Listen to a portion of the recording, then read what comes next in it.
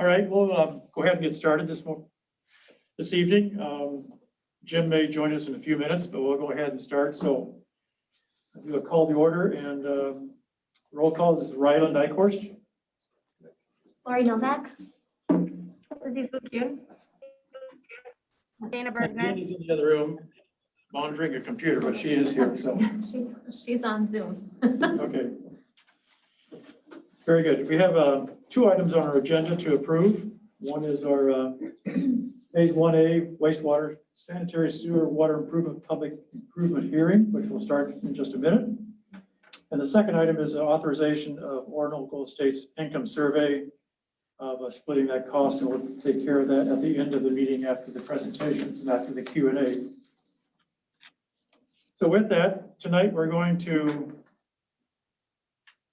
hopefully be successful in our public hearing using Zoom. For all the people on Zoom, thank you for calling in or watching us on the video.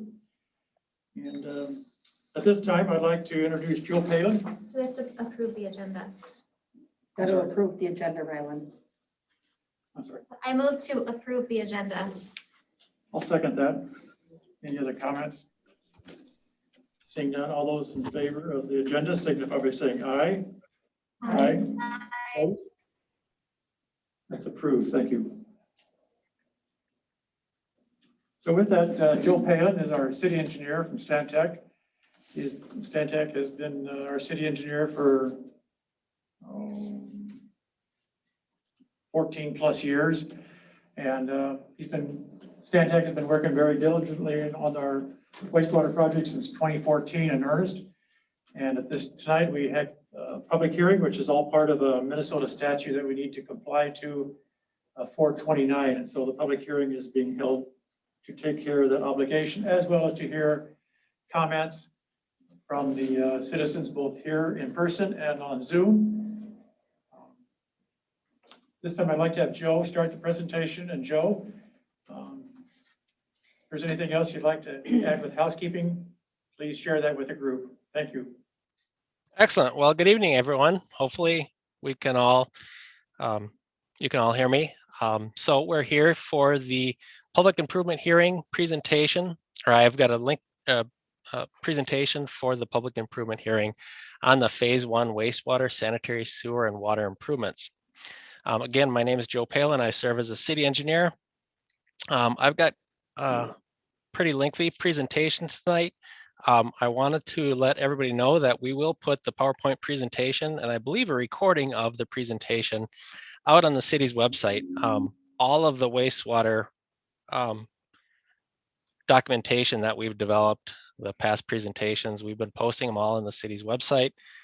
So that information is available to you, so you don't have to take too detailed notes if you don't want to. It should be there for you tomorrow. So with that said, let's get started. I do have a fairly lengthy presentation.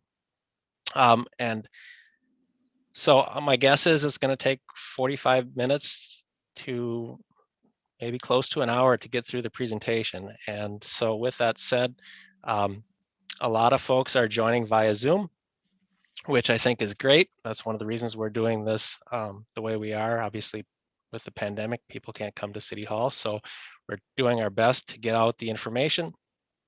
And so with that said,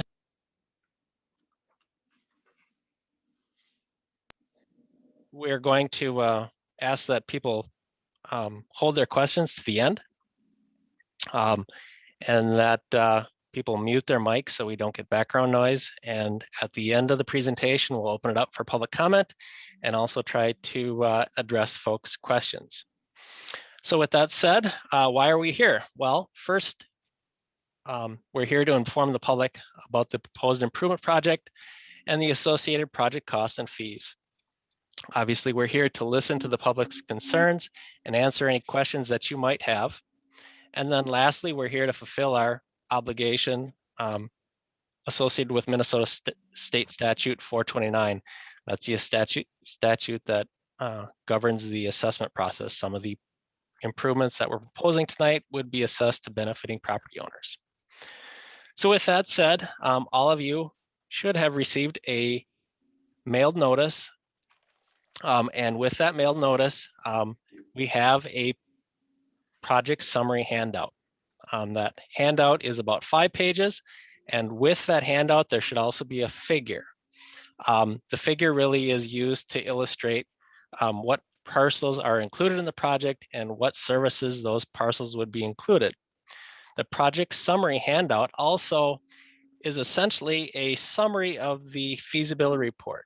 And so over the last few months, we've been developing and discussing a feasibility report with the City Council. That feasibility report is available on the website and contains a great deal of information about the project. And so if you're interested in the specifics, certainly go onto the city's website, look at that feasibility report, and that will provide a lot of information. In addition to that, that website or that project summary handout is essentially a brief executive summary, if you will, of the feasibility report. In addition to that, we mailed everybody a frequently asked questions document. That frequently asked questions document is about a 10-page document, and it addresses essentially our top 25 questions that we anticipate that you would have about the project. Certainly, folks will have additional questions and concerns, and you can bring them forward tonight or moving forward.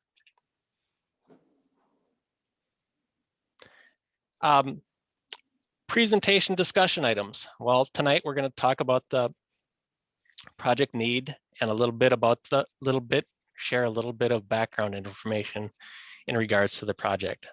We're going to talk about the improvements, the scope, and the details. We're going to talk about the estimated project costs and how those costs are split amongst the benefiting property owners and other contingents. We're going to talk about project funding and the estimated fees to be assessed to benefiting property owners. We're going to talk about project next steps. And again, at the end of the presentation, we'll have public comment and QA, QC. So project history and milestones. As many of you know, Oronoco is the largest unsewered city in the state of Minnesota, and the city has been working very hard to no longer hold this dubious distinction. So to that end, in 2013, Oronoco commissioned a community assessment report to take a look at some of the parcels in downtown Oronoco and evaluate the condition of their subsurface treatment systems. And from that, a memorandum of understanding with the MPCA and Olmsted County was developed. And that memorandum of understanding really talks about the issues that Oronoco faces with failing subsurface treatment systems. And the MPCA wants those non-compliant systems addressed. And so as a function of that, that agreement was drafted that provides some leniency and enforcement actions in exchange for the city agreeing to pursue the permanent solution to those substandard or non-compliant subsurface treatment systems. And so currently that memorandum of understanding requires the city to act by, I believe, 2024 and have those systems brought into compliance. In addition to that, in 2017, the city commissioned a regional wastewater study. That regional wastewater study really looked at different ways that the city could sewer the community. We looked at all different methodologies, and we also looked at regionalizing with other communities in the area, most notably the city of Rochester and the city of Pine Island. So when I say regionalizing, I mean regionalizing wastewater treatment. So we looked at sending our wastewater to Pine Island, sending it to Rochester, having a central location somewhere between Pine Island and Rochester to treat wastewater. We looked at various different options within that regional wastewater study. Then in 2018, we were fortunate enough to receive $2.5 million through the state's 2018 bonding bill with the assistance of Senator Senjum. Of course, that money was used to do a number of things. First, it was used to commission a wastewater and water facility plan for the proposed improvements to serve Oronoco. And within that, we really looked closer at the primary options that came out of the regional wastewater study. And that was to, one, build our own facility to service Oronoco and or Oronoco Estates, and two, to regionalize wastewater treatment facilities with Rochester. As the city looked at that, looked at the options, reviewed the report, ultimately it was decided that the city would build a regional wastewater treatment and collection system to again serve Oronoco and Oronoco Estates. Moving forward in 2019 and 2020, Oronoco completed an environmental assessment worksheet for the proposed wastewater improvements. We also completed an anti-degradation alternatives analysis for the proposed wastewater treatment facility and its discharge into the Middle Fork Zumbro River. And Oronoco also executed a regulatory certainty agreement with the MPCA. And so all of this work in combination with a permit application from Oronoco was reviewed by the MPCA. And recently, in February of 2020, the MPCA issued Oronoco a wastewater treatment facility NPDES permit. So that essentially allows the city to discharge treated effluent into the Middle Fork of the Zumbro River, assuming that we comply with the requirements of the state and construct the facilities that we're proposing and of course comply with all the conditions and requirements of the MPDES permit. So moving forward in 2020, actually in October of 2020, so this last fall, many of you remember that the state passed the bonding bill. And within that bonding bill, Oronoco received a fairly significant chunk of funding, about $24 million. And in addition to that, Oronoco has been working hard and has secured funding through the Point Source Implementation Grant Program, and also secured funding through the Drinking Water Revolving Fund and Clean Water Revolving Fund in the form of financing for low interest long-term loans. And so that brings us to our current situation. So March 2020 or 2021, we've been working hard to develop the construction documents for the proposed improvements. And we're nearing completion of that. So as we near completion of that, we'll submit those documents to the MPCA and the health department and other agencies for review. And then we'll initiate easement acquisitions and acquisitions of other permits and those types of things. So if you'd like more information about project history, accomplishments that the city has completed over the last number of years, there's more information in the project summary and most specifically in the frequently asked questions document that we've developed and hopefully everybody has.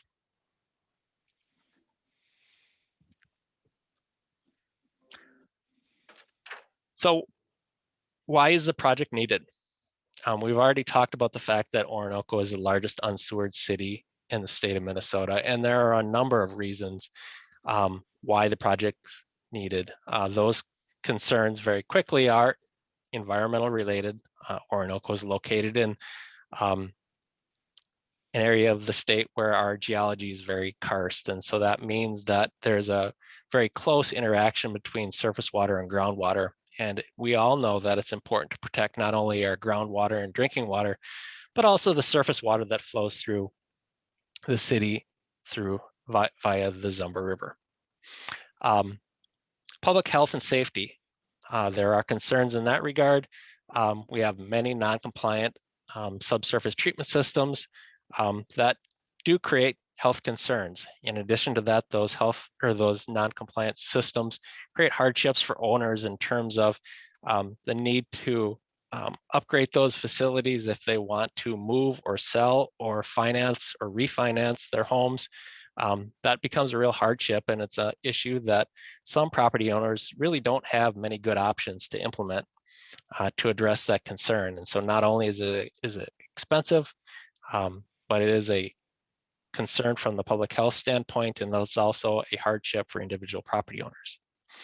In addition to the wastewater side, we're also looking at constructing water main improvements. And so those water main improvements allow us to loop to existing or connect to or loop to existing water systems. And that allows us to improve our fire protection to existing residents, as well as provide fire protection for new areas of town.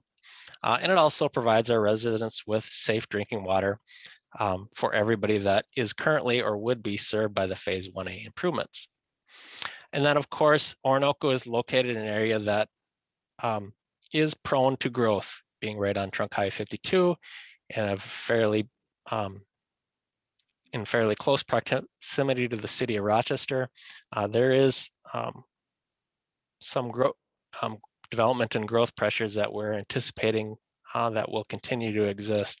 And so to responsibly develop the parcels and manage the property in the area in the best interest of everyone, it's important to be able to have wastewater infrastructure to support that and support responsible and sustainable growth.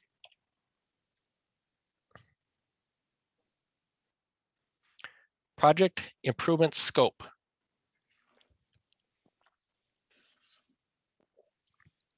So with the project, the proposed improvements, we really have a combination of wastewater system improvements, water distribution improvements, and then of course surface improvements that those utilities will impact. And so the wastewater system improvements really can be broken up into 3 categories.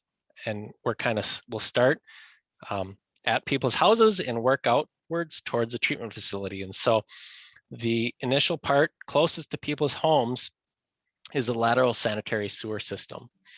Feeding in from the lateral sanitary sewer system, we get to the trunk sanitary sewer improvements, and those trunk sanitary sewer improvements convey all the waste to the wastewater treatment facility. The water distribution systems really consist of 2 components, similar to the wastewater system, in that we have a lateral improvement. That's the smaller mains nearest the homes, and we have trunk water mains. They're the larger mains that bring water and disseminate water throughout the city. And then, as I noted earlier, we have surface feature restoration. So lots of utility improvements, lots of construction. It will disturb existing streets, driveways, culverts, boulevards, those types of existing facilities. Essentially everything that we disturb as part of the utility reconstruction or construction will be reconstructed to match existing condition. So we're not doing a street improvement project, we're doing a utility improvement project, but we will replace existing roadways and driveways and culverts that we do disturb, and the costs associated with all of those replacements is really part of the project cost of the improvement. So breaking down those sewer components or wastewater system components, let's start with the lateral sanitary sewer improvements. And again, that's the improvements that are closest to your home. So when you flush the toilet, that's essentially where the water goes. And so there are really 2 forms that lateral sewers take on our project. The first and most typical kind of lateral sewer improvement is a gravity sewer. And so that is the 4 or 6 inch PVC pipe that connects to your house and conveys the water to the infrastructure lateral sewer within the street right-of-ways. There's a second type of lateral sewer system that we'll be using on this project, and that's the low pressure sewer system. And so a low pressure sewer system in simplest form is essentially a grinder station located outside people's homes that pumps wastewater through a small diameter force main. In this instance, typically 1.25 inch or 1.5 inch pipe that connects to the grinder station. And so we do have these 2 types of lateral sewer, gravity sewer and low pressure sewer. And we use those different types of facilities in different areas. And it really depends on the topography of a given area. Oronoco has lots of rolling hills. We also have rivers that kind of cut our community in different, or bisect our community in different quadrants. And so that in combination with the geology that we have, we've got bedrock in close proximity to the river or the surface makes it very difficult to have gravity sewer and serve all areas. And so some areas we just can't serve with gravity sewer in a cost-effective manner. Otherwise, the sewer would be, extremely deep and extremely expensive to construct. And so where we can construct gravity sewer, we do, but where it's not feasible, where, as I mentioned, the topography and existing constraints limit the feasibility of that, we use the low pressure sewer systems. And so those two components of the lateral sewer really feed into what is located underneath the roadways, the alleys, and in some instances, easements. And so lateral sewer also takes the form of gravity pipe, 8 inches in diameter, in combination with reinforced concrete manholes. And low pressure sewer systems also increase as the number of homes connects to it, and it varies in diameter from 1.5 inches to 4-inch diameter. And all of that lateral sewer essentially feeds into the trunk sewer systems. So the lateral sewer work together to convey the sewage from individual homes and businesses or community waste treatment systems to the trunk sanitary sewer system.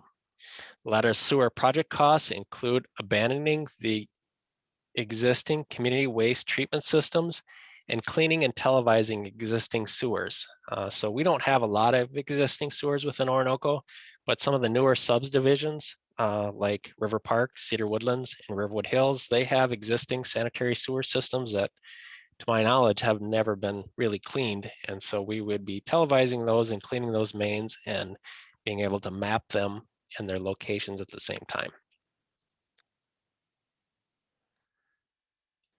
So this figure illustrates the proposed sanitary sewer system. In the lower left-hand corner down, hopefully you can see my mouse, you can see a legend, and within that legend, you'll note that in red, this red dashed line up in here, that's the force main, whether it be low pressure, small diameter force main, or some of the larger diameter force mains that we have coming out of the lift stations. Mentioning lift stations or pump stations are illustrated in green. And so if you kind of look at those, you'll count 1, 2, 3, 4, 5, 6 lift stations to serve existing Oronoco, okay?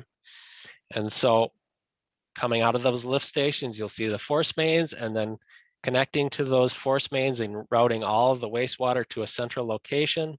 That's the proposed primary lift station in River Park. You'll see these green lines. Those green lines are essentially gravity sewers. So we talked about the little bit about the lateral sewers. Now it's time to talk about the trunk sewers. The trunk sewers are essentially a combination of gravity sewers ranging in size from 8-inch to 18-inch in diameter that intercept lateral sewers and convey those to the pump stations. I say pump stations, but when we say pump stations, a pump station and a lift station are essentially interchangeable for the purposes of our discussion today.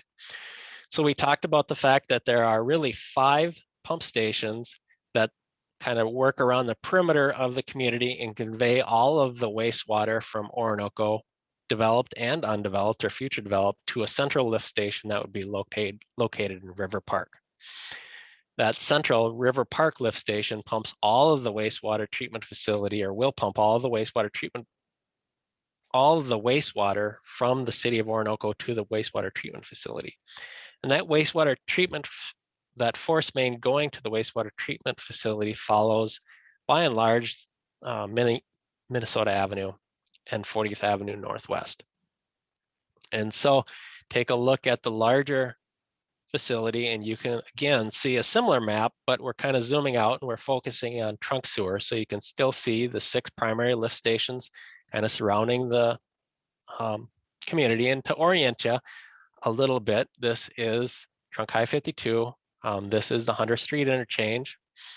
This is the Riverwood Hills lift station. Here is the Garden Park lift station north of the River.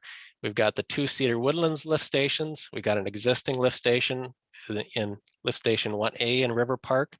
And then we've got the major lift station in River Park. And this lift station pumps wastewater through a force main that goes down to the wastewater treatment facility that's located at the south end of 40th Avenue. And then you can also see this blue line. This blue line represents how treated effluent water that's been treated at the wastewater treatment facility is pumped from the wastewater treatment facility and discharged into the middle fork of the Zumba River. And that would be here. So we talked a little bit about the wastewater treatment facility. The proposed wastewater treatment facility is located a quarter mile east of Trunk High 52 and about a half mile north of 85th Street. The treatment facility would be a mechanical wastewater treatment facility that would be designed to treat an average wet weather design flow of 0.638 million gallons per day. That's a 20-year capacity for the city. So what that means is the treatment facility has capacity to serve not only all of the existing residential development in phase 1A, but all of the additional existing residential development that we'd serve in phase 1B, as well as all of the future residential and commercial development that we anticipate will occur over the next 20 years. So we size these facilities for 20 years because it's expensive and it's difficult and a costly procedure to go through. And essentially the standard is to size these facilities for at least 20 years. That said, the treatment facility is configured so that it is expandable. So beyond 20 years, we can add on to our facility and continue to serve existing as well as future development. We've talked a little bit about the fact that the wastewater treatment facility and the wastewater treatment improvements, sanitary improvements, would serve the city of Oronoco. But in addition to that, we are also proposing to serve Oronoco Estates. Oronoco Estates is a mobile home community that has about 200 units and would be located immediately south of the treatment facility. And so those folks would be served by the proposed improvements, wastewater treatment facility improvements as well. The wastewater treatment facility would be a state-of-the-art facility producing very high quality effluent. That effluent would be discharged into the middle fork of the Zumba River, immediately downstream of Oronoco. As we talked about earlier, the MPCA has reviewed Oronoco's preliminary plans and last winter issued an MPDS SDS permit for the proposed wastewater treatment facility and the associated discharge. So here is an illustration of where that wastewater treatment facility would be located. So we've essentially are planning to purchase a 10-acre parcel of property currently owned by Matthew Construction. And this is the property that would house the wastewater treatment facility. Ultimately, I should note that 40th Avenue will extend along this long side, the hypotenuse side of this triangular piece of property, and ultimately connect into 85th Street. So we've accommodated that future anticipated occurrence. In addition to that, this is Oronoco Estates, obviously Trunk High 52 and 85th Street. And you can see Oronoco Estates currently pumps their wastewater to wastewater ponds. So they've got a lagoon system that treats their wastewater, and there's some desire to eliminate that, especially given our karst geology, and move away from that type of system. And so what we would do is intercept this force main. There's a pump station and lifts and force main that pumped the lagoon system here. We would intercept that with a force main and route that wastewater to the treatment facility for treatment. So again, the treatment facility is sized to serve both Oronoco and Oronoco Estates needs over the next 20 years. So a little bit about the treatment facility. You can see, again, this is that extension of 40th Avenue. There's a loop road through the treatment facility that allows access to to users and for equipment and whatnot required at the treatment facility. The treatment facility essentially consists of 4 buildings and a combination or a number of large tanks. So you've got the pretreatment building here, you've got a small admin building and maintenance facility here. There's tertiary treatment buildings here and sludge handling buildings here. And really the rest of it's pumps and tanks. And then you can also see that we're kind of surrounding the facility. There'll be a fence around it, but there'll also be some trees. And then there'll be some stormwater ponds. So we're treating our stormwater. There'll also be a bit of an aesthetic feature too. So that's kind of a site plan view of the proposed wastewater treatment facility. So we've talked about the wastewater side of things. Let's talk about the water system improvements. So what is illustrated here are the proposed, or is the existing water system that serves Oronoco currently. So currently, Oronoco has a 300,000 gallon water tank at the top of the hill, kind of up by the cemetery here. Then there's also a well in River Park and a second well in Riverwood Hills. And then connecting these 3 components, the tanks and the wells, are trunk sewers or trunk water mains.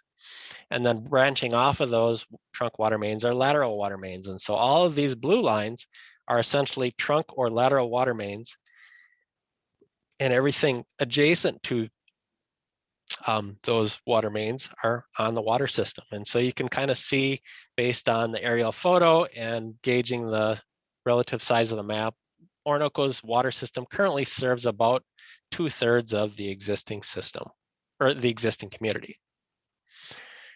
The water distribution improvements, again, consist of lateral water mains. And so those lateral water mains include the individual 1 to 2 inch services that go to each house, as well as the 6 and 8 inch diameter water mains that are in the street right of ways. And that system also includes things like valves and fittings and hydrants and corporations and curb stops. The trunk water main, it's simply the larger water main, typically in our instance, 8 to 12 inch diameter. And the trunk water main interconnects the existing municipal wells, the ground storage reservoir, and the larger population center, and really moves large volumes of water, provides fire protection, those types of things. So what water main is proposed? So you can see within this illustration where the proposed water main improvements are. And so really, there are 3 areas of water main improvements. The first, we're targeting serving this area in Northwest Oronoco, 1st Street Northwest and West Center Street. We're obviously serving this area with sanitary sewer. And so ultimately we have to get water main there. And so the best way to get water main there is to run it along 5th Street, cross under the river, come under the highway, and serve this area. Ultimately, this water main will extend down in through this area, connect under the river, and then connect with the trunk facilities down in Riverwood Hills, our well and trunk facilities down there. And then at that point, we'll have a nice loop that connects under to the rivers and crosses the river at crosses the trunk highway at multiple locations, and we'll have a redundant water supply and distribution system, which is a goal. The other area that we're looking at serving is this Stopes Cove area, the first place southeast. And in order to get to that, we're extending water main along Forest Lane and Treetop Lane. Those are cul-de-sacs, and in between some properties to extend water main to this point. And then we're also doing some water main improvements on the east side of 52, south of the river, essentially along 2nd Avenue.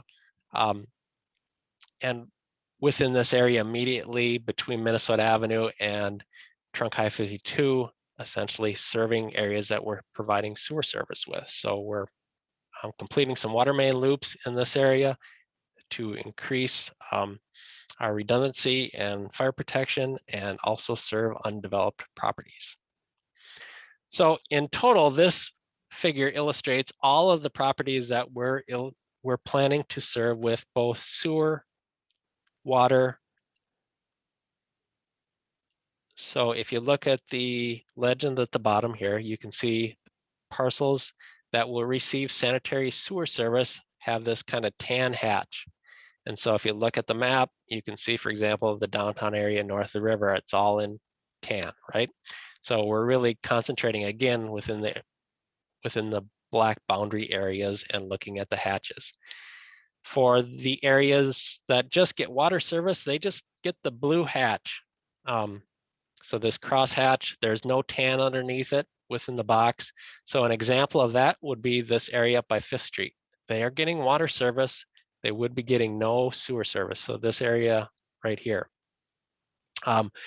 Parcels that are receiving both sanitary sewer and water service, well, they have the tan underlaying hatch color.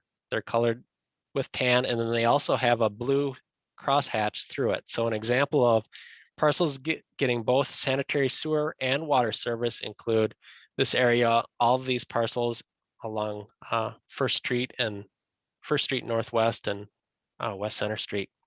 All of those parcels would be in that category. And so this is a nice map that kind of illustrates what services are being proposed to provide to all of the parcels within the Phase 1A project boundary.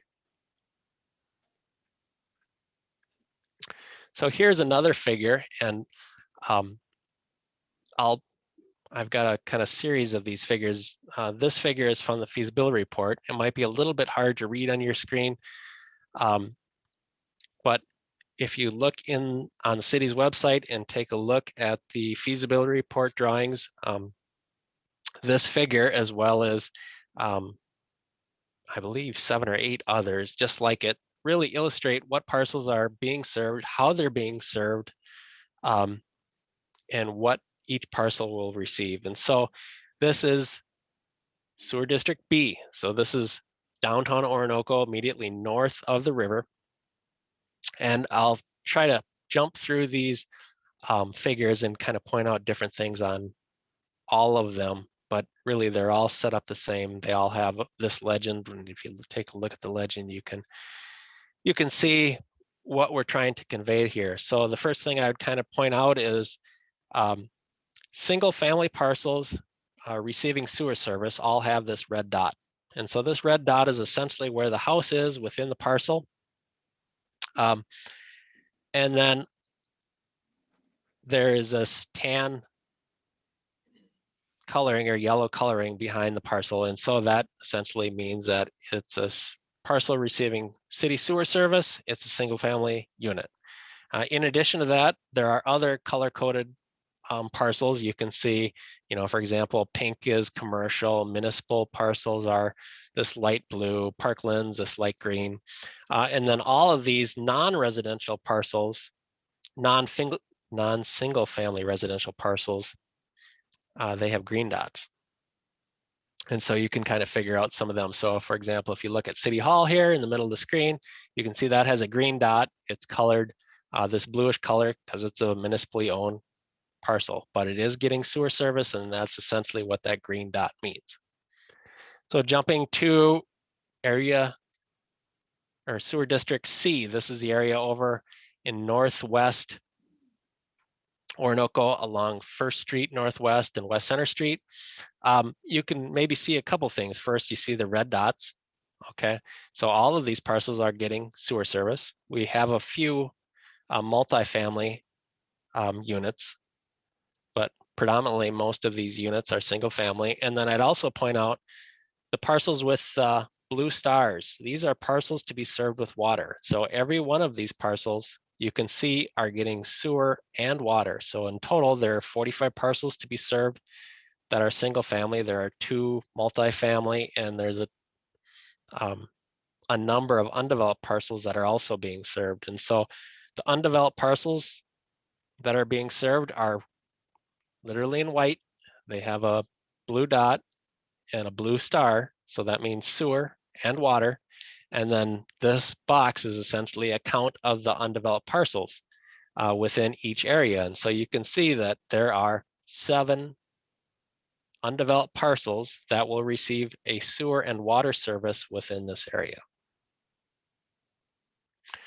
So this is Area F, Sewer District F. This is immediately south of the Zumber River and east of Trunk Highway 52. This is Minnesota Avenue to orient folks. And this is, of course, Trunk Highway 52.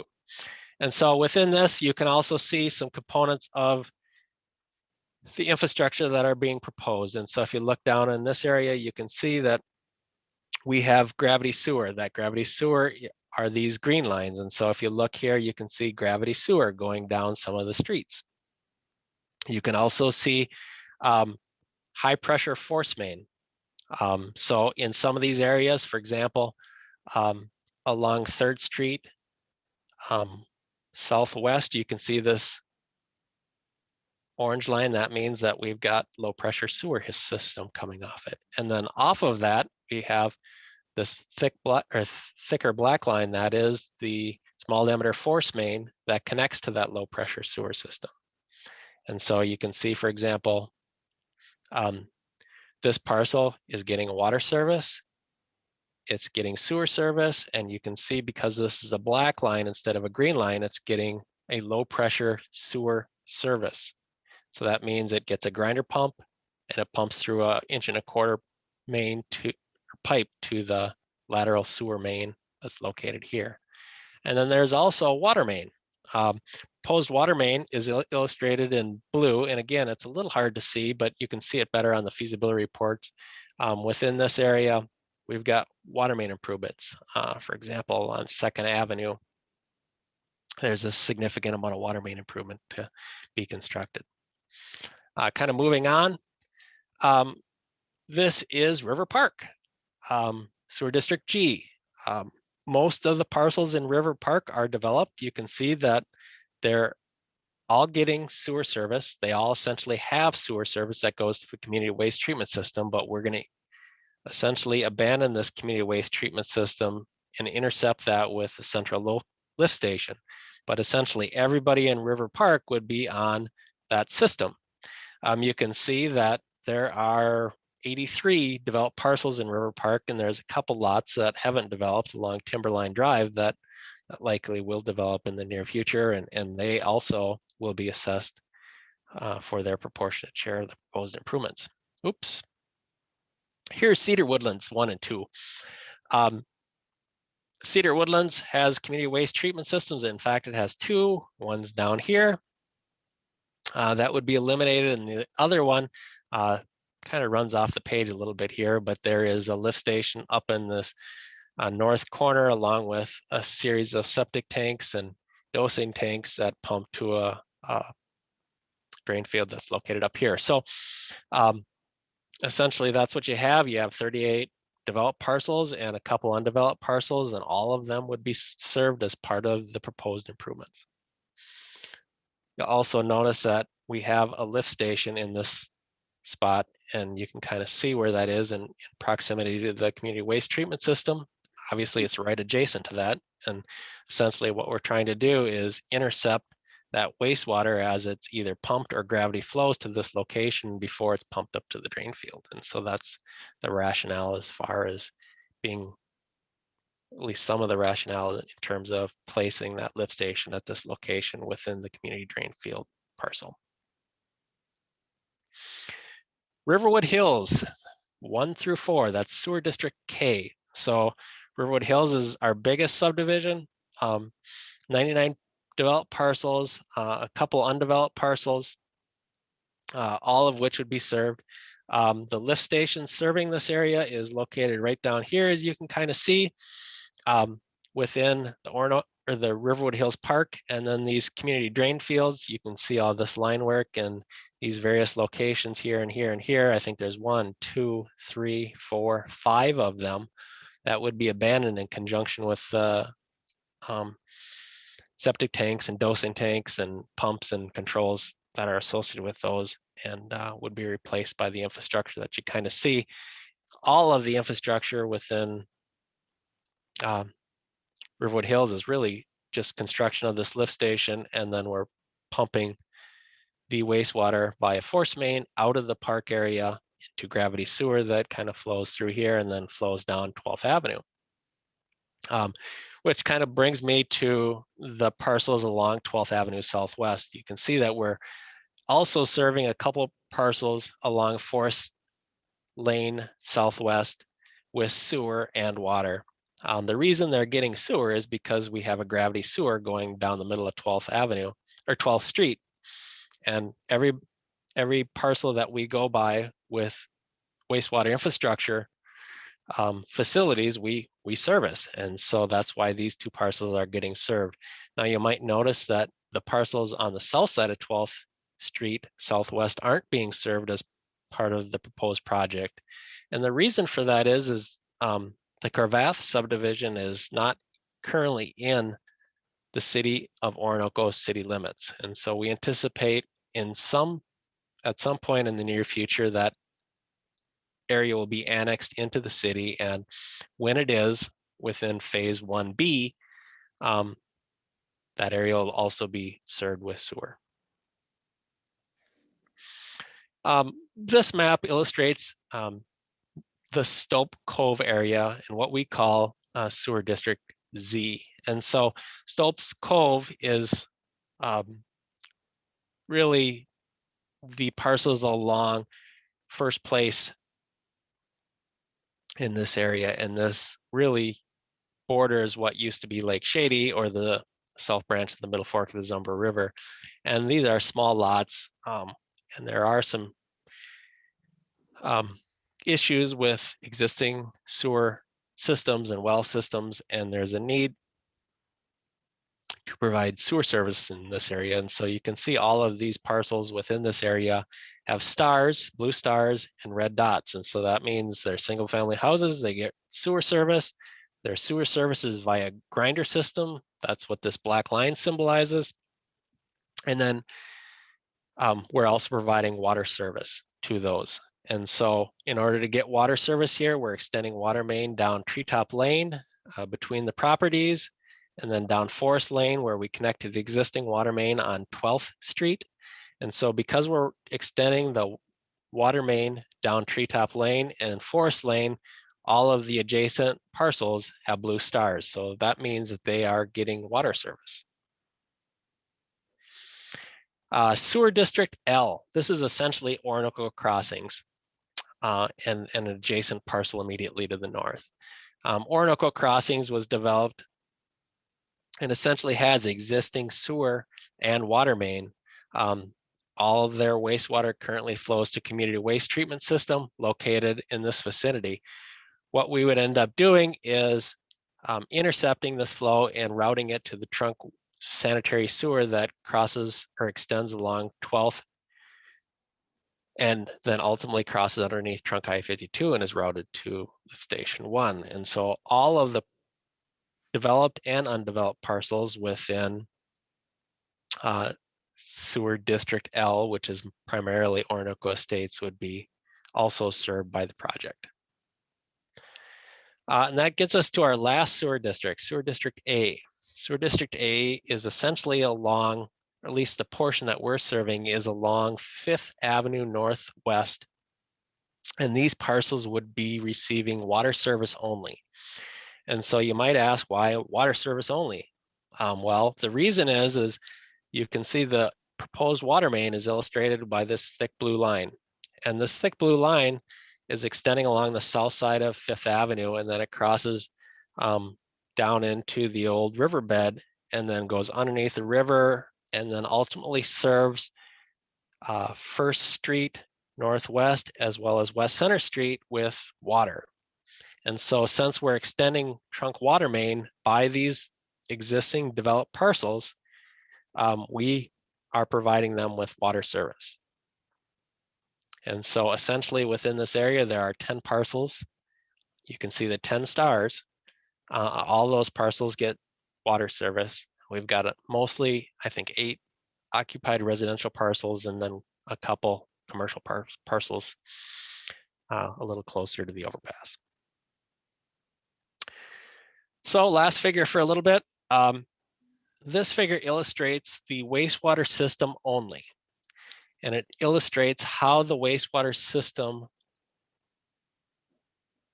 is intended to serve Oronoco, not only in the near term, but in the long term. So we're currently talking about phase 1A improvements that would begin in late 2021 and be completed in late 2023. So essentially that's what we're here to talk about. These parcels are being served with sewer service. And so these are the parcels with the tan hatch and the red cross hatch above that. And so you can see all of these areas, and including River Park and Oronoco Crossings and River Park and Cedar Woodlands and the older areas of Oronoco immediately north and south of the river. All of those areas are part of phase 1A, sanitary sewer and wastewater improvements. The phase 1B area, B improvements are tentatively planned to occur somewhere around 2030. And so these are just cross-hatched in tan. And so these are predominantly over in this area on the west side of Oronoco. And you can see these are some of the larger lot subdivisions that we have that aren't planned to be served until about 2030. And they're part of phase 1B. And then beyond that, phase 1C, that's growth. So we're anticipating growth down by the interchange. There's hundreds of acres down here that'll develop over the next 20 years. And kind of note that, it's hatched as this blue hatch and it looks pretty linear, but the reality is we can serve a little larger area than this. And, we might have areas that want to develop faster and we might have areas that don't develop as fast. And so these boundaries can change. The main thing is that we have capacity to treat wastewater from a fairly significant amount of growth over the next 20 years, should that occur. And then beyond 2043, which is what our wastewater treatment facility is sized for, growth in existing facilities over the next 20 years. Beyond that are the areas that are illustrated in this orange color. And so this is growth beyond 2043 that we term as phase 2 for the wastewater system. So project costs. Everybody's always interested in this slide. People want to know what things cost, understandably. A lot going on in this slide. I'll try to keep it simple. So we really break up the wastewater costs, project costs, into components. And they're the same components that we've been kind of talking about. So these first two columns here, I would point out, are the wastewater treatment facility costs. And we separate those costs between Oronoco and Oronoco Estates. And then beyond that, we have the Oronoco utility reconstruction and associated infrastructure reconstruction. And so we have the trunk sanitary sewer column, we have the lateral sanitary sewer column, and we have the water main column. And so if you look at the bottom of these columns, you have a subtotal, and this subtotal is the construction costs. And then beyond that, we add a 15% contingency for inflation factors because obviously we haven't started construction. And obviously we need a contingency because especially in today's world, material prices, labor prices, there's so many unknowns that we include a fairly healthy contingency in order to accommodate and mitigate any of the risk with that. So that yields a subtotal construction cost. So you can see a subtotal construction cost of all of these improvements is about $35 million. And so then we take non-construction costs and we factor that in too. So things like property acquisition, easement acquisition, all of the engineering work that's been done to date and that needs to be done all the way through, staking and wastewater system startups and all of that stuff through the end of the project. That adds another about $6 million. And so if you take those costs, add up the construction costs and the non-construction costs, you can see the total project cost by element. And so you'll see that the total project cost is about $41.5 million for all of the sewer and water improvements that we're proposing. So down in this table below, you'll also see a number of notes that kind of deal with Oronoco Estates and Oronoco and how the costs are split. Well, the simple story to that is we take a look at the projected flows for the treatment facility, and we project that Oronoco Estates is essentially 11% of the total wastewater treatment facility. And so their cost is essentially 11% of the treatment facility, plus some additional costs for upgrades to the lift station and construction of force main that really don't benefit Oronoco, but benefit solely Oronoco Estates. So there's a methodology for that cost split as well. So project funding and financing plan. So this is the most critical component of the project. The city has been working tirelessly with the state legislature as well as the funding agencies to develop a viable funding package for the project. In 2018 and 2020, we received very sizable bonding bill awards totaling about $26.3 million. Again, Senator Senjum was very instrumental in that and was a great advocate for the city on the project. So that was a fabulous thing. In addition to that, we've secured about $7 million in point source implementation grant funding. And then we've got other funding partners and funding sources. Oronoco Estates has a cost share. Obviously, we're constructing infrastructure for them, but they will be paying for those services not only through user fees, but paying their proportionate amount of the project costs. And then in addition to that, the state has a state revolving fund loan program. And we can use that, and we've qualified to get a long-term low interest loan. And so typically the loans that they give out are either 20 or 30-year terms, and they're typically at about 1%, sometimes up to 3% depending on interest, but most typically, like for the water system, Oronoco has a 1.1% interest rate on a 20-year loan. That's how we financed much of the initial water system that was constructed in 2008, 2009. So we've been talking about the total estimated cost. Remember, I said that the total cost was about $41 million. So that's this row broken out amongst the same project elements that we've been talking about throughout. And we've also secured quite a bit of grant funding. And so this is not the loans, but the grants that we don't have to pay back. And so then if you take the cost minus the grant, that gets you to what is the local share for each project cost element. And so you can kind of see the bottom line is we've got about a $41.5 million project cost. We've got about $33 million in funding. And that means the local share that we have to pay back through these low interest loans is about $8 million. So how we recover that $8 million and how we pay back the local share. Well, that's a complicated discussion, and we're going to start that discussion by talking about equivalent residential units. What is an equivalent residential unit? So for the purposes of our discussion, equivalent residential unit is essentially a single family home in Oronoco or anywhere else. Doesn't matter what the size of the house is. It doesn't matter what the property value is. Doesn't necessarily matter how much wastewater an individual single family residential home generates. All homes are considered one equivalent residential unit. Multifamily homes are considered a little bit different.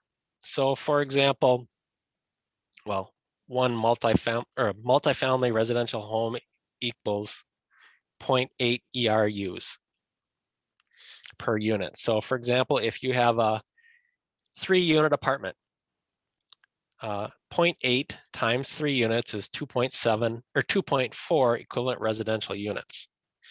This also applies to mobile home units. For example, Oronoco Estates, each one of those few hundred mobile home units is 0.8 equivalent residential units.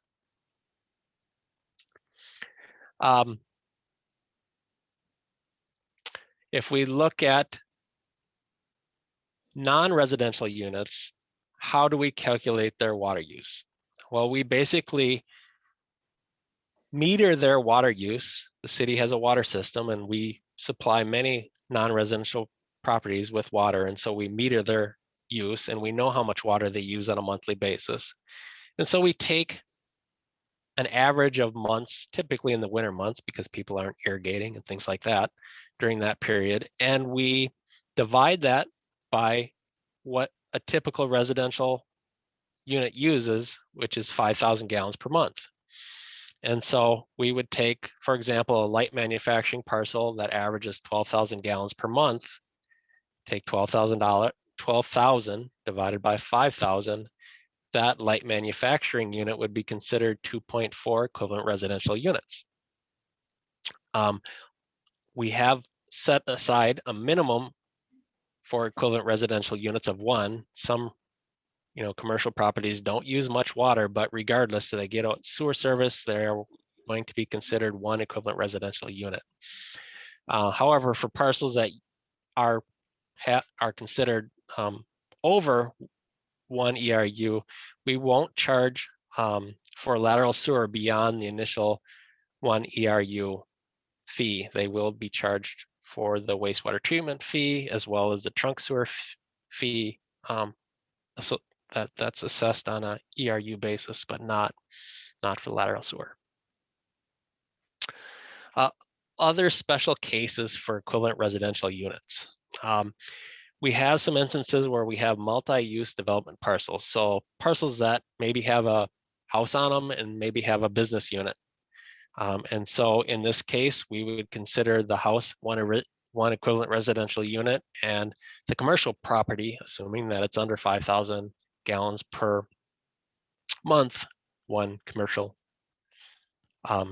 residential unit. So those parcels, although it might be 2 parcels, there's differing land use, and that example of a parcel would be considered 2 equivalent residential units.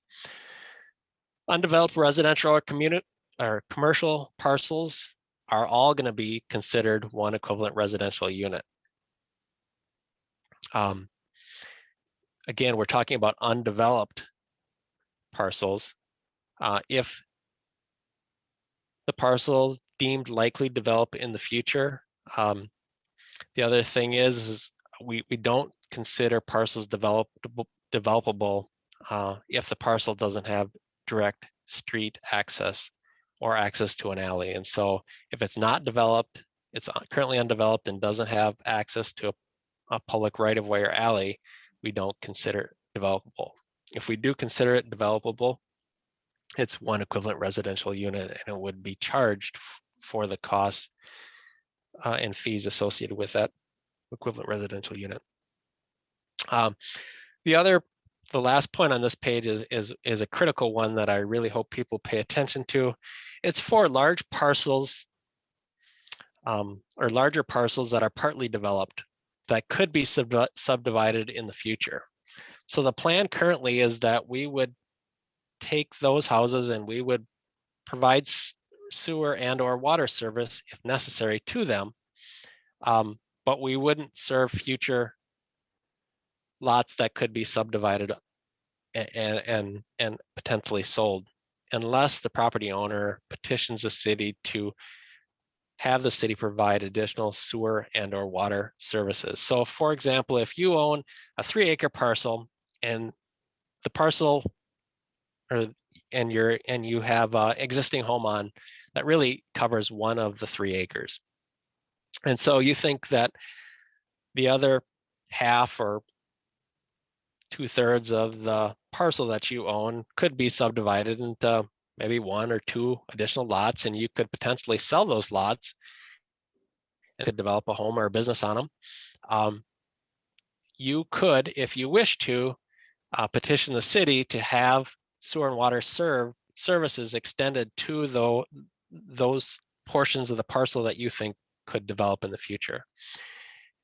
If you want to do that, you really need to opt into the project, and you opt into the project by sending the city a letter, essentially requesting that sewer and water service be added to that lot to service those future homes, and that, you know, you'll be willing to pay those costs. Now, I know that nobody is too excited about taking on additional costs, but if you ever intend for those intend on subdividing that lot and developing additional lots and selling those, now is really the time to do it. If you wait in the future, the fees are going to be much more significant, and over and above that, you'd be forced to pay for the cost of excavating into the street and extending the sewer and or water services. And those costs are a fraction of what the fees that would be assessed to you would be, not only from that standpoint, but, you know, if you consider that they're financed over a 20-year term versus having to go out on the open market and financing it yourself, you're really better off to do that as part of the project.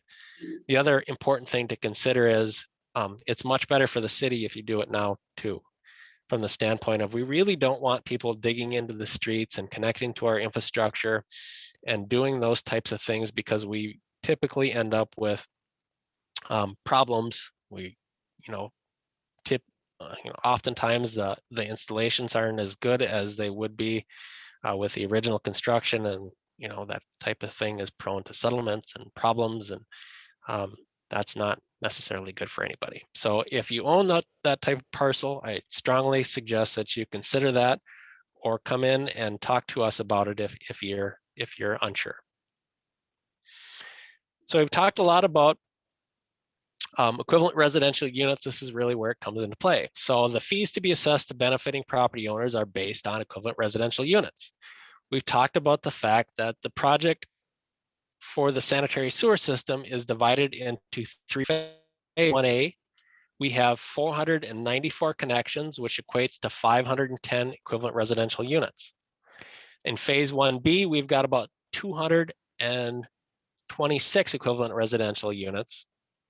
So that's the area that we intend to serve in about 2030 or so. And then phase 1C, that's the future development that'll occur over the next 20 years. And so that's a combination of commercial, industrial, and single family residential and multifamily residential. And so if you add all those phases up, you get 1,806 equivalent residential units that the system is essentially being designed to serve. The one notable exception to that is that Oronoco Estates is not included in this number. They bring about 190 equivalent residential units to the table in the future, and their total isn't included in this because their costs are being split separately, and therefore we don't include them in this calculation. So estimated wastewater system fees. So we've talked about all these components. So these are really the estimated local share costs for the wastewater treatment plant. So this column is the wastewater treatment facility, and we collect the plant connection fee, the PIF we call it, the wastewater plant connection fee, is calculated by taking the local share of the project costs, about $4 million, and dividing it by the total number of ERUs that would ultimately be served by the project. So that's 1,806 over the next 20 years. So $4 million divided by 1,806 yields about $2,240 per equivalent residential unit for the plant investment fee. Now, if we go down to the next row, the trunk sewer, if you remember, had about $1.5 million in project costs that the local share or the city is going to be responsible for after all the grants and stuff are done. The trunk sewer essentially also serves all of those 1,806 facilities. So this trunk sewer is the lift stations, the force main, the big pipe that get the wastewater from the lateral sewers to the wastewater treatment facility. This sewer availability charge for the trunk sewer is calculated by taking this $1.5 million divided by this 1,806 equivalent residential units, and that yields about $850 per equivalent residential unit. The last row is the lateral sewer connection charge. Lateral sewers are about $1.4 million. We divide that by the number of connections in phase 1B, because that's all the lateral sewer that we're putting is just to serve phase 1B. That equates to about $2,870 per equivalent residential unit.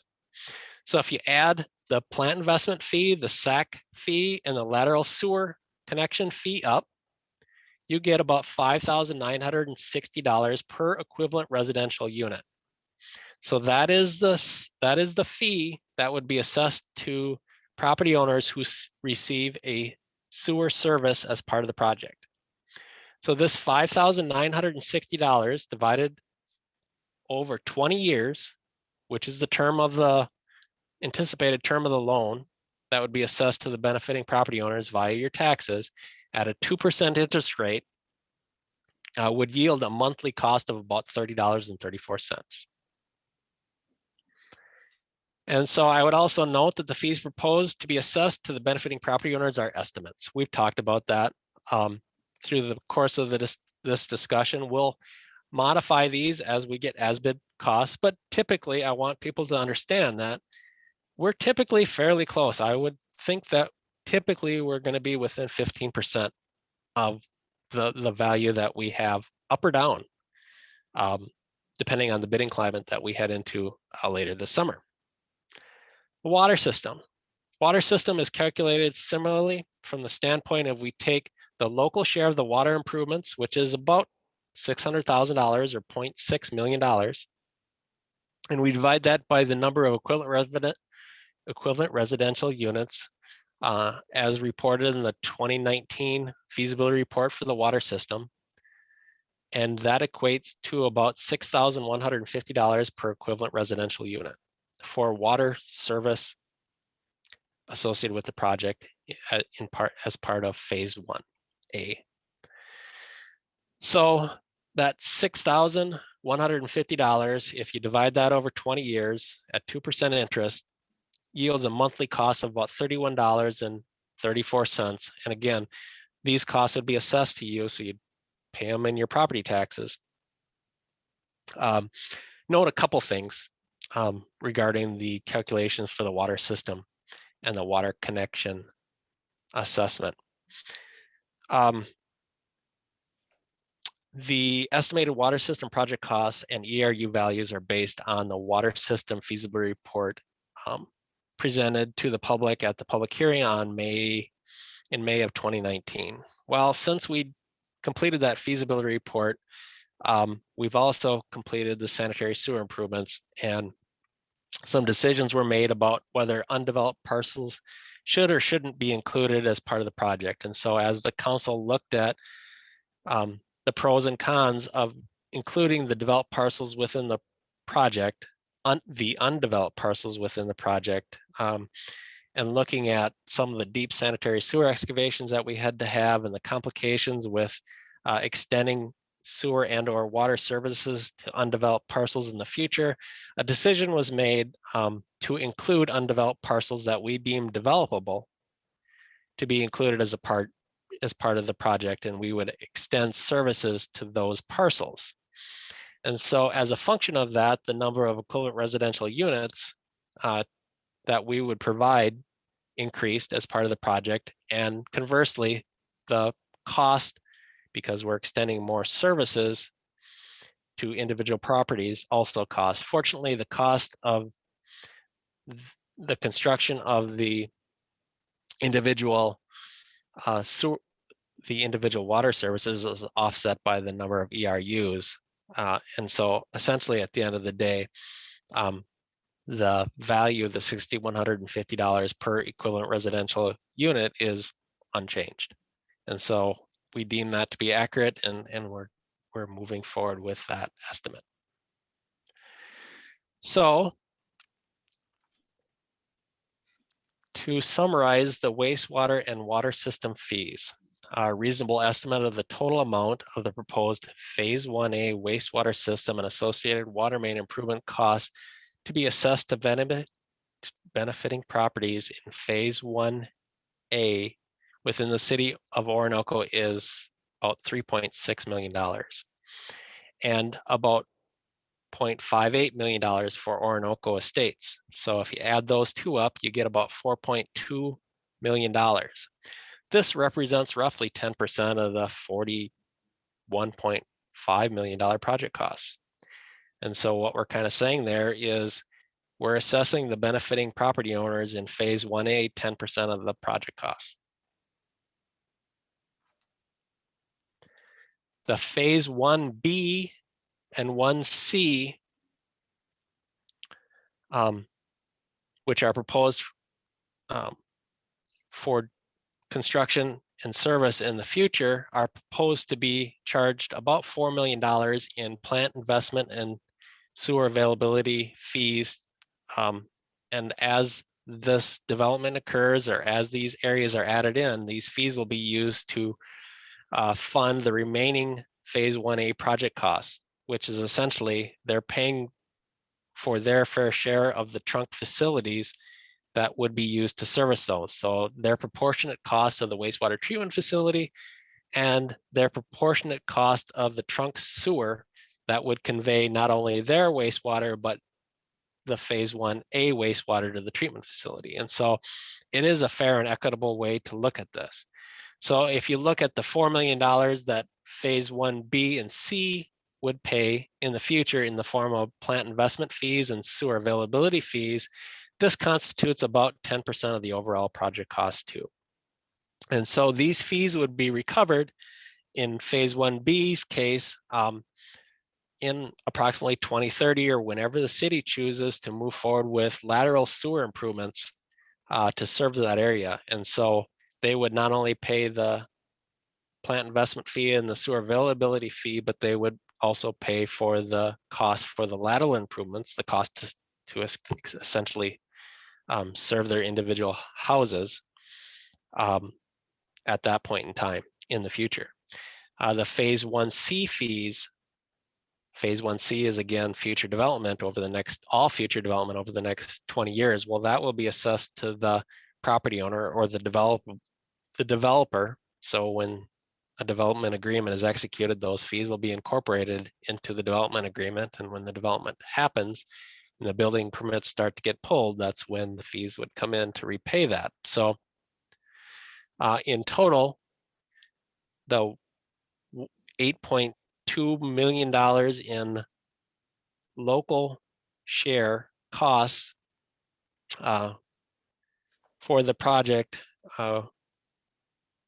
would be financed through the Clean Water Revolving Fund over a 20-year term or a 30-year term to be determined. And the fees that are coming in combination with user rates, if necessary, and or taxes could be used to refund that. So we have a kind of a designated funding mechanism within the Phase 1A, B, and C fee structure to repay this. $8 million. In total, the $8 million local share represents 20% of the $41.5 million project costs. And so that is really the number that we targeted with the legislature and we've been talking about for some time. And frankly, that was a hard sell with the legislature, but fortunately we were able to make a convincing case and we had great support. So that we were able to achieve that in conjunction with some of the other grant programs that we were able to secure funding through. So public engagement obviously is important to the city and it is important to any successful project. We want to hear from people. We want to answer people's questions. To that end, we're having tonight's meeting. We'll open the comment and question section here pretty quickly. But in addition to that, I want everybody to know that we're having a public open house. I'll be at, city staff will be at, city officials will be at least during parts of the time from 10 a.m. to 6 p.m. tomorrow. If you have questions, you want to come in, you want to look at the feasibility report, you want to look at the large maps on the wall, please come in, ask questions. We'll do our best to answer any questions and concerns that you might have. Watch for your mailbox. We are initiating an easement acquisition component of the project. The project requires that we secure about 26 temporary easements, about 35 permanent easements, and then all of the folks that are getting low pressure sewer systems will also be asked to grant an easement as part of the project. And so quite a few people will be touched by that. Expect some mailings within the next couple weeks on those items. And then lastly, take a look at the city's website. Under the community heading, the wastewater project portion of the city's website, there are lots of information. The presentation from tonight will be there, previous reports, the frequently asked questions document, the project summary document, and other pieces of information are there for your review. Lastly, we'll talk about the project schedule. Tonight, we're doing the public hearing. Beyond that, we have the public open house with city engineer and staff tomorrow from 10 a.m. to 6 p.m. We are currently completing the design and we're beginning to acquire easements and permits and those components of the project, and that'll continue through July. We're tentatively planning to open bids for the project sometime in August. At that time, after we have a contract and contractors, we will have another public open house, and we will focus that public open house on some of the construction aspects. We'll also prepare a frequently asked questions document prior to then to address some of your construction related questions. We anticipate award of the contract to also occur in September. And then we have essentially a couple of years of construction. And so construction would extend all the way through 2022, all the way through, or most of the way through 2023. We expect the system to be operational towards the fall of 2023. The next chance for public comment and the next major step in the assessment process would be the assessment hearing. We haven't determined that date yet based on a number of factors that we have to iron out with the funding agencies, but it would either be in October of 2022 or October of 2023. The first payment of the fees to be assessed to benefiting property owners would occur 6 months after the assessment hearing. So 6 months after October 22 would be, I think, May of 23, or if it's the latter date, it would be May of 24. So it's a ways out there. So we have some time and ability to do some planning. So with that said, who has the first question or comment? This is Ryland. I think what we'll do first here, we'll ask if there's any questions from the people here at City Hall. If you have a question, we can either, we have a microphone here, we can pass the microphone around, or you can come to the podium. Whoever does have a question we'd like for the record, we need to identify your name and address for the record as well. So if anybody has a question, please raise your hand. We'll bring a microphone to you. Or you can come to the podium, whatever works out the best. Don't all come at once.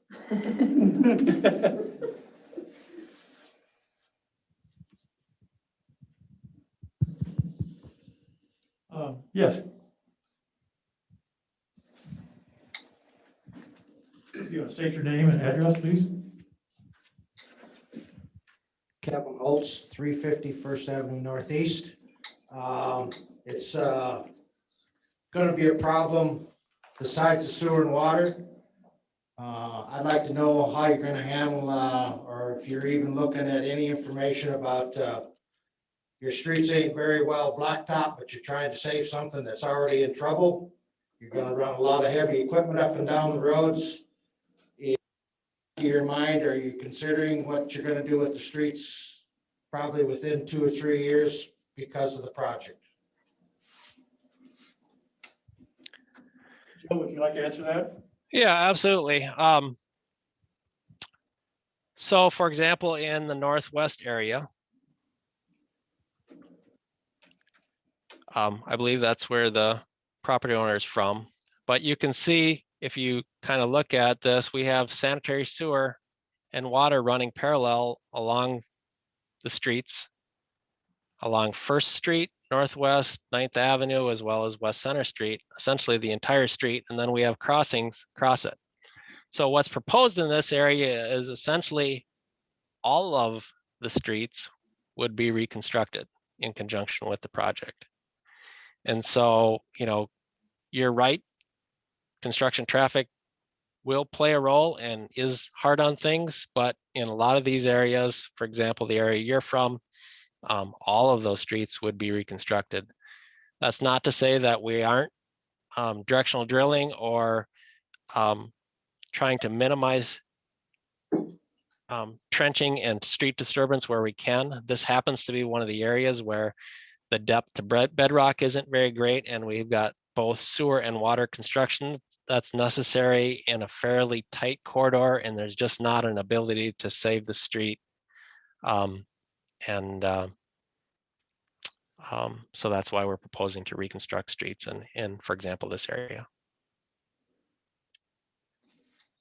And I would also mention that the street reconstruction is part of the project cost. And so there's not a separate street assessment or street reconstruction assessment.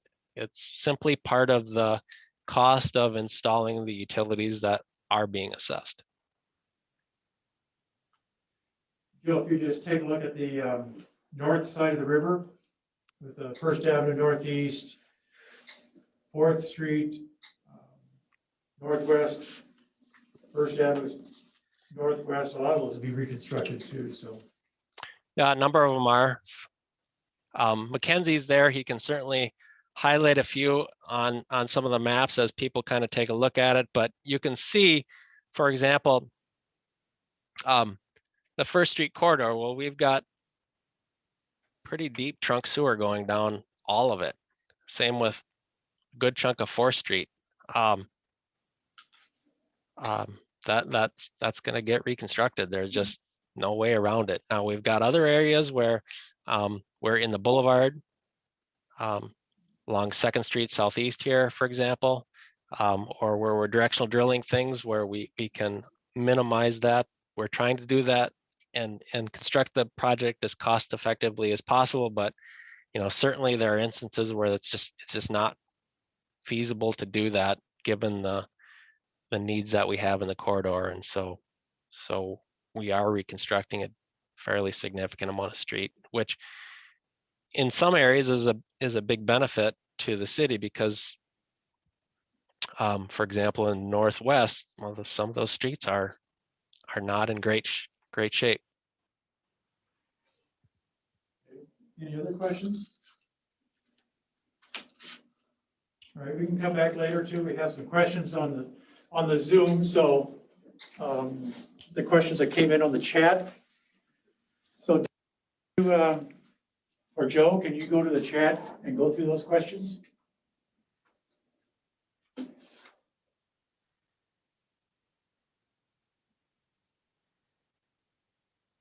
Dana, are you there? Are you? Can you see the chat at the bottom of them to Joe. I can read you the questions. Yeah, if you could, please. The first one was from Justin Miller. He's in River. Yeah. The first one is from Justin Miller in River Park. He wants to know where will the new lift station in River Park plan to be constructed? So the new lift station in River Park is located, if you can see my cursor right here.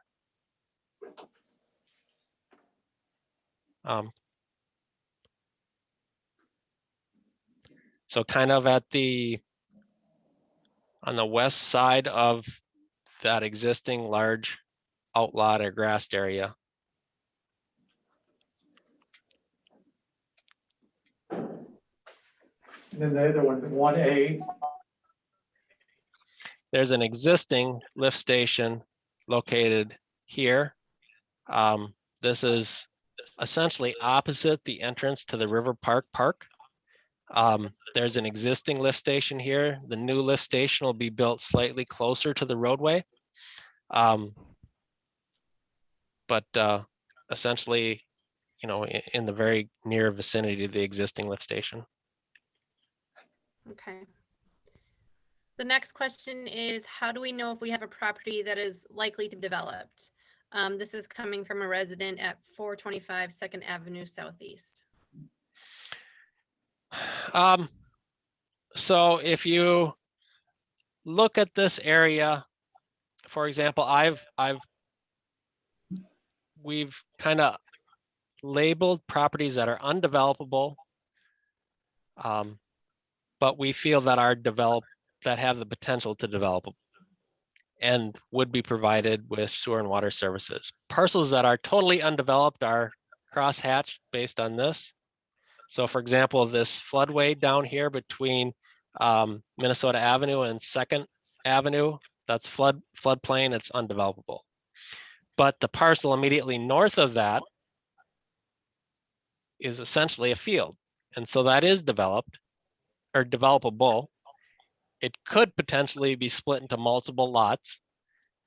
At this point, we're planning to provide that property with one sewer service and one water service. That's what the blue circle means, and the blue star.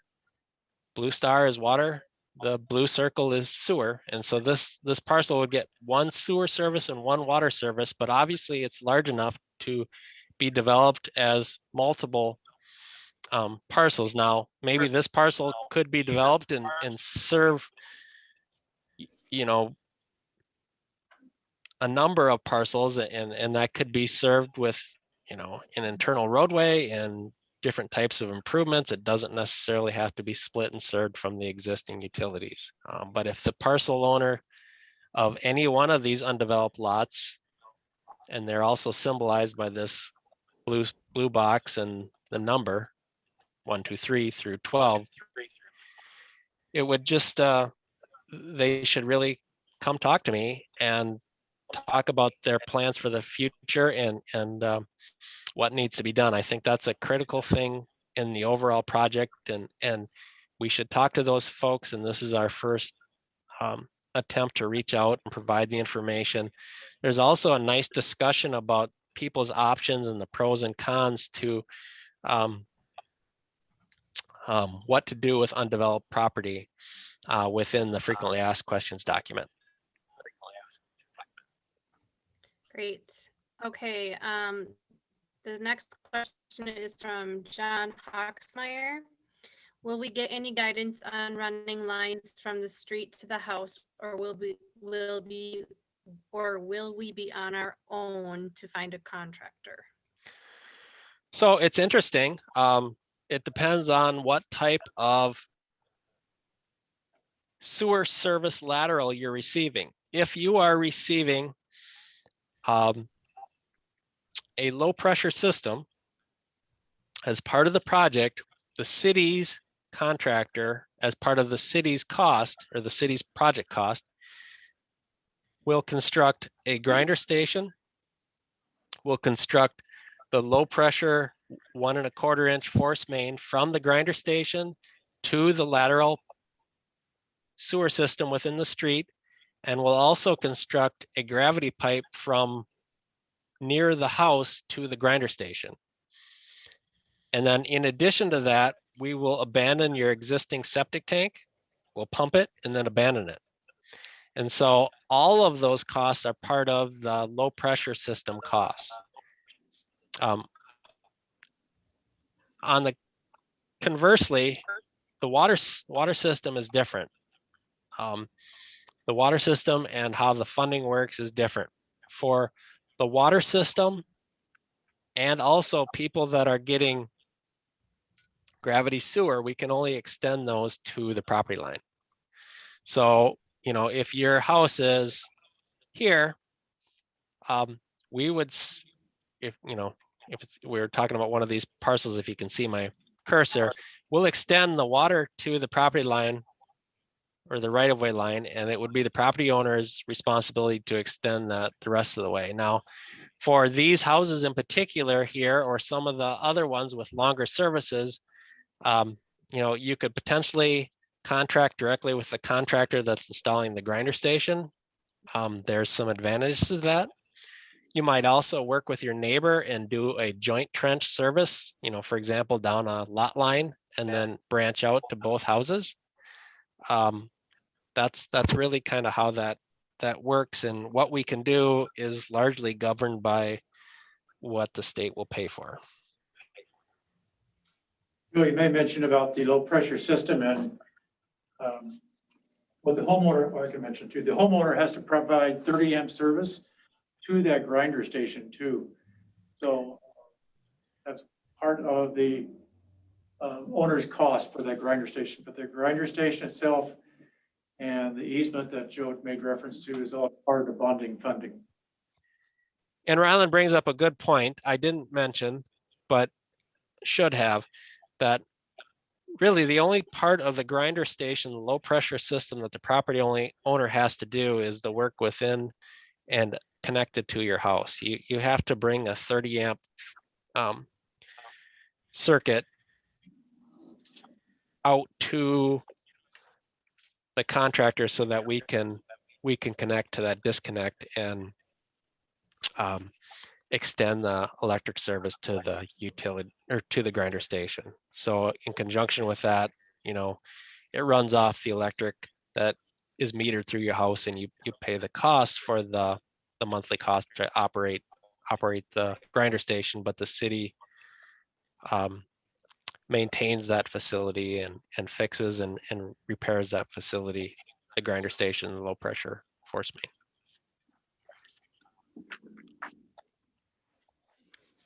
Okay, I have another question from Danielle Johnson at 630 5th Street Northwest.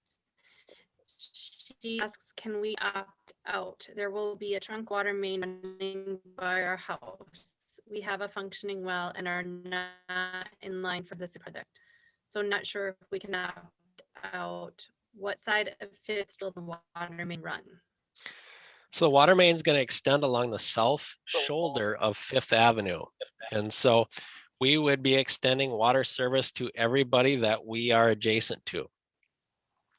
And, we are expending very significant amounts of funds in terms of the sewer and water improvements. And so that essentially means that anybody that we are extending these facilities by, we are going to require that they connect. And this isn't only the city's wishes, but the state's wishes.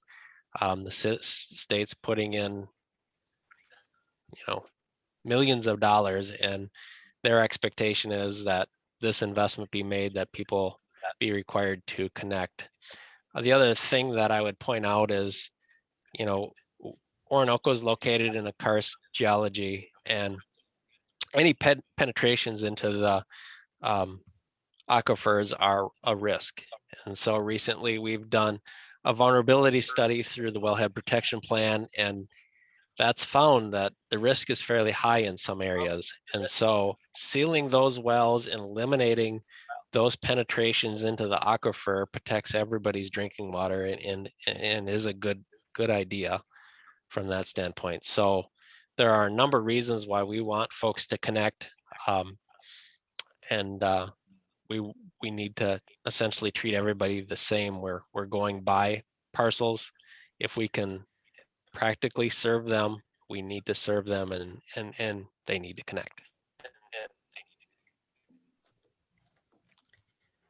Okay, Joe, I got a message from Dylan Christofferson. He just wanted you to clarify that most property owners will be served by a gravity sewer system, not low pressure with a grinder system, and therefore will be responsible for construction of their lateral line and abandoning of their existing septic.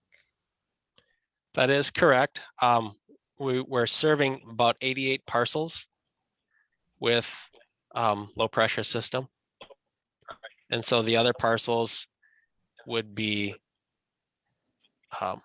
gravity sewer fed. And if you're getting a gravity sewer line, you're gonna have to, just like with the water system, get a contractor and work with that contractor to extend that water or that sewer service from the, essentially the property line to your home, and then also abandon that sewer facility.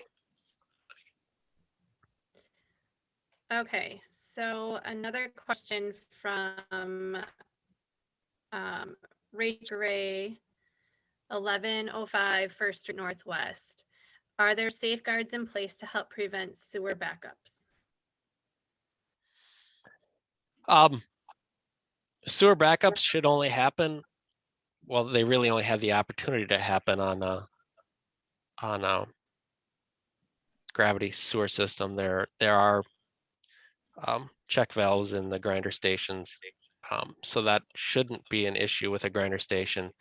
But are we doing anything for backup prevention with the gravity sanitary sewer services that we're installing? The answer to that is no. With the proposed system, the expectation is that the system will be constructed in a way that minimizes infiltration and inflow, and that we shouldn't have large surcharges like many cities do that occur during storms, and that surcharge sanitary sewer systems. And that's largely a function of people having illegal connections, whether it be a roof drain or a foundation or a sump pump, or just leaky pipe joints. A lot of cities have old clay tile and old manholes with brick walls and old castings that have holes in them, and all of those things kind of come together and result in a lot of inflow and infiltration into the system, and that surcharges the sanitary sewer system and causes sewer backups. And we're looking at a system that's going to be PVC pipe, new reinforced concrete manholes. We're taking lots of steps to eliminate I&I, and so we shouldn't be in that situation. And so providing backflow prevention isn't something that we'd normally do, and isn't something that we're planning to do. If that's something that the resident wants to do, if you want to install a check valve, for example, as a sewer service, gravity sewer service comes into your house, that's certainly something that you can do. And if it provides you peace of mind and you're willing to pay that cost and maintain that facility, then that would be fine. Okay, this is a similar question that was asked before, but I just want to clarify with this is from Colette Justin, 845 Forest Lane Southwest. Is the city helping facilitate estimates, or like the other person said, are we providing any sort of guidance for filling, crushing existing wells and septics? That's something that we will do. We'll provide some guidance. We provided guidance when people had made or were required to connect to the water system. We'll provide similar guidance for the pumping and abandonment of septic systems, for the installation of the sewer piping, for the connection to the home.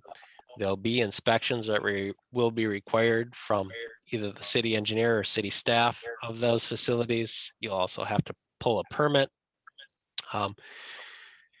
But yes, there'll be guidance. That's with all of the information that we're trying to convey. We're trying to pull back some of the construction related items associated with the project.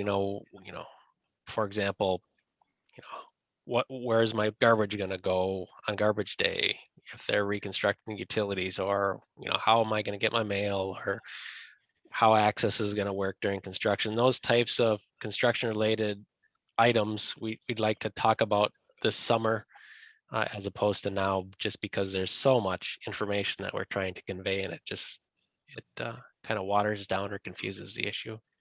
So there'll be additional information coming forth on that in regards to or via, preparation of a frequently asked questions document and other guidance.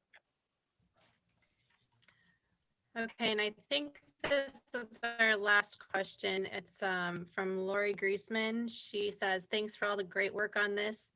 The original lot prices of properties in the newer subdivisions included the lateral system to the areas where the lift stations will be built. Are we paying for the in-place systems again? I would think there would be less property tax if we are in these areas. There is no distinction made or being made between parcels in the newer subdivisions and the parcels in the older subdivisions. There isn't a need to construct a lot of lateral sanitary sewer in front of existing houses because obviously have that infrastructure, but there is a need to abandon the community waste treatment systems, which are fairly significant.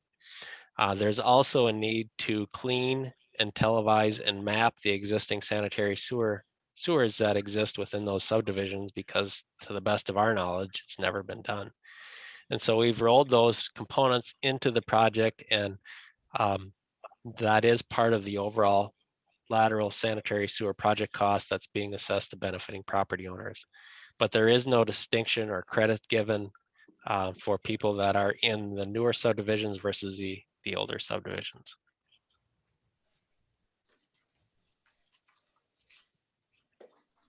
That's all the questions I have on the chat. If there's anybody else on Zoom that didn't get a chance to put a question in the chat, you can unmute yourself and ask a question now. Do we have any more questions from City Hall here? Norm Autry, 640 Minnesota Avenue. Just wondering what side of the gravity trunk line will be run?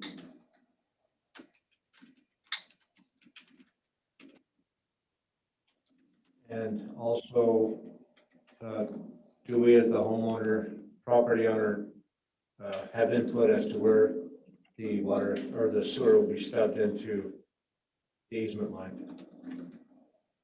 I would say take a look at the map here before you leave. If you haven't, that's the current design, but yeah. So I didn't hear all of that question, but I did hear, will the property owner be asked to, participate in the placement of the sewer services? And the answer to that is absolutely yes. We've taken our best guess based on, the information that we have at hand. What we'll do is we'll stake those locations and we'll send a letter to the property owner saying, we staked the location of the proposed sanitary sewer stub. And, we want your concurrence that that's an appropriate location. If you are concerned about what we're proposing or have a need to meet, we'll certainly meet folks on site. And if we need to shift those sewer service locations, east, west, north, or south along the property line, we can certainly do that to accommodate the property owner's needs, provided that, it doesn't disrupt the overall system. I have, there's one email we received. People were encouraged to send in email comments as well. This is from Maria Waltman. I don't have a address. 130 North Minnesota Avenue. She says, hello, my husband and I have owned the property at 130 North Minnesota Avenue and the lot next to it for about 10 years. We are so happy that finally something will be done about the septic systems in the city. It is really time to face this problem, especially with all the monies that are now available to help with the project. Please count us as 2 yes votes towards this project. Sincerely, Greg and Maria Waltram. I believe that was the only comment that I received by email. The city staff did. Is there any other comments from here? Bo?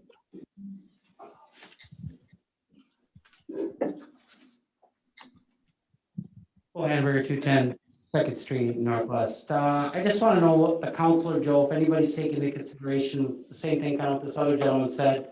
A lot of downtown here has really old roads. Some of them are going to get nice new paved roads from this. What about us poor people that 5 years down the road after this happens, that are gonna get assessed for thousands of dollars to put a new road in when it gets wrecked, or and tackled and that already are in really poor shape. Well, there's some realities with the project funding. You know, would we love to come in and reconstruct every road in town? Absolutely. Is road construction really expensive? Absolutely. Is the state interested in funding any more road construction than they absolutely need to? They're not. And so one of the things that they're looking at and they will scrutinize is, do you really need to fix this road? You know, and so we've kind of thought through that process based on experience and the reasonable arguments that we can make. And we're trying to avoid disturbance because it obviously impacts project costs. And as project costs go up, things become less affordable. And as things get less affordable, then it becomes less likely that we can solve the problem. So we need to kind of balance the need to control project costs with what funds are available and what the state will essentially help us pay for. And so we've tried to do that. Is it perfect? No. Would we like to reconstruct more streets? Well, sure we would. But is it absolutely necessary or feasible? Probably not. Joe, I have a couple more questions that popped up from Adam Schaefer at 630 4th Avenue Southwest. Is there a plan for those on multi-party wells? How will they be abandoned if not all are served by city water? So yes, I recognize that there are some folks on multi-party wells, and you know, we don't have great mapping on where those multi-party wells are and what parties they serve. But it is possible that, you know, for example, there's a well that serves 4 parcels, and you know, 2 of the 4 parcels will be provided water service as part of the system, and 2 of the 4 won't. And so in that instance, you know, the property owners are going to have to get together and disconnect those facilities from the existing well and, you know, work out some sort of agreement in terms of who operates and maintains that well. Also note that the water services are on private property are to be reconstructed or to be installed and constructed from the property line to the individual home by the property owner through a local plumber or contractor. So that's definitely a concern. We can help you sort through that, you know, during the construction process, and I certainly will be willing to help wherever I can. But ultimately, the property owners are going to have to get together and sort out that situation. Thank you. And then one more popped up. It's a question of, will this be done in tandem? Will one service go up in before the other? I'm assuming water and sewer she's talking about. That's from Rachel Gray. To be determined. They won't be done at the exact same time, but they will, you know, typically all that infrastructure is in the roadway. And so, you know, there are requirements that once the contractor disturbs that roadway, he's probably going to do the deepest facility first. Typically that's gravity sewer. And then beyond that, they typically start with Watermain. But once they start construction in a specific area, they should continue to work in that area. You know, it might be that over the course of a couple months before both facilities get done, but they'll work in an area and kind of isolate or emphasize work within that area until they can move on.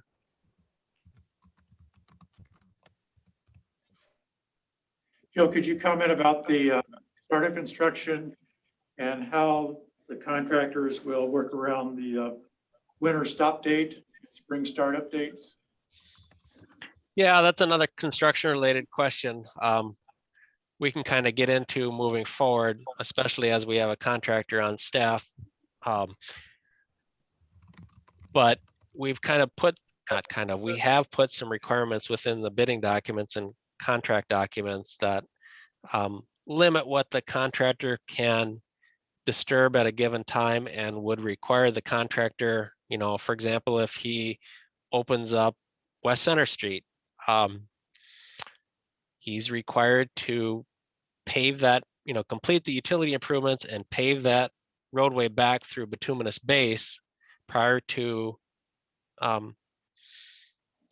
a specified completion date just in advance of our winter suspension date. So sometime in late October, and if they fail to do that, then they have to put a temporary bituminous pavement on at their cost after that date.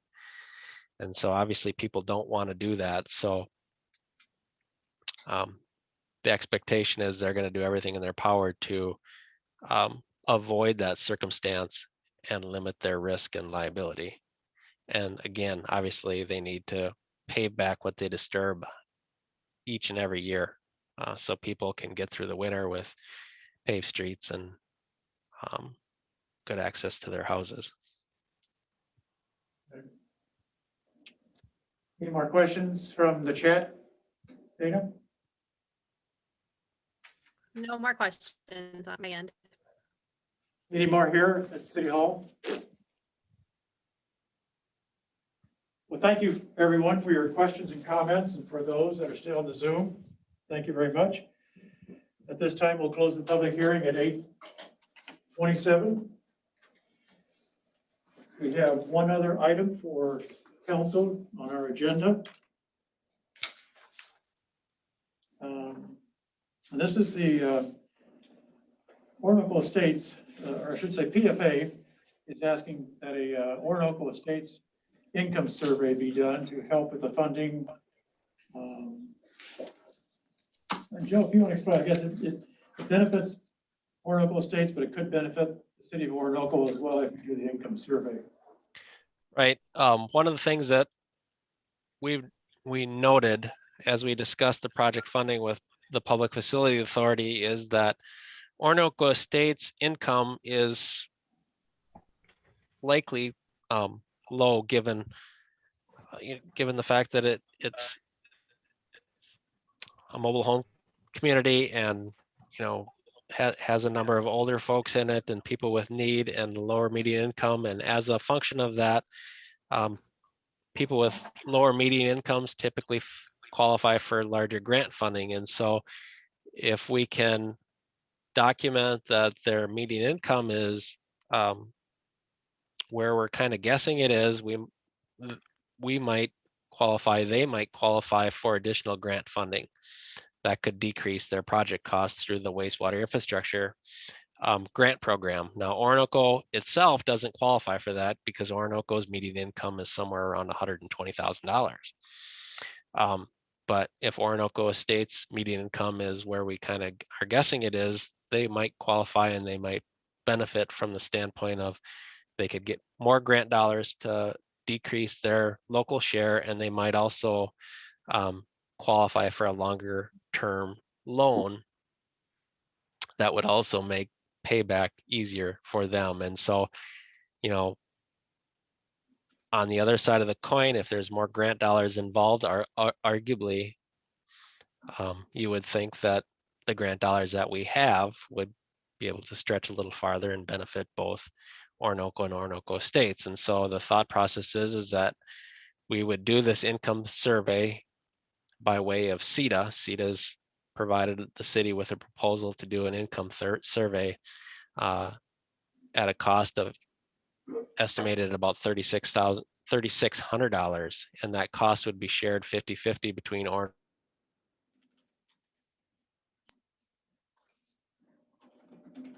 Where'd you go, Joe?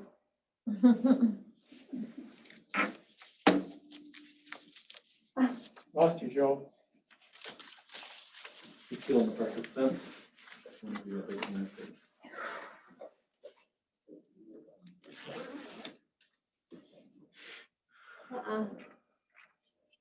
Yeah, Is he there? Everything's on. First one, or the second one. It shows. Joe, if you can hear us? Why am I up where Joe's name should be? Did you disconnect? I should have seen where it was. Or at least disconnect, no, Oh. disconnected from. You might have disconnected him. I don't know. No, because we've always been, It says we are the host now. because I was never the host. See, I live up here and see No, that's the Mr. one Jones. sewer. Well, I think we can make a vote on this. Yes, I think we got the general picture. yeah, we do. I think we should do the income study, right, in my personal opinion. Make a motion. I will make the motion to do the income That's where study you're at? with I own that. CEDA Split the Yeah, cost. see, and you're split the gonna be on cost your 50/50 side. with Oronoco Estates. They're showing it coming in A second. at the corner of the property. That's what I wanted. Yeah, 1,800, so, Running my water line. okay. Any other comments or discussion? I want to make sure I have I some. think it's a fair, equitable way to do it, so it's not very much money, but it's very worthwhile. And CEDA's agreed to do it and be completed by June 1st. Stayed on top of it. It's a very simple PFA's worked with CEDA before, done these income surveys, so. All right, any other comments? All those in favor, signify by saying aye. Aye. Opposed? Could see that for months. Approved. And I make a motion, that we adjourn. Second, Second. Lori, Yes. Yeah. any comments? All in favor, signify by saying aye. Aye. Aye, opposed? Adjourned at 8:31. Thank you very much for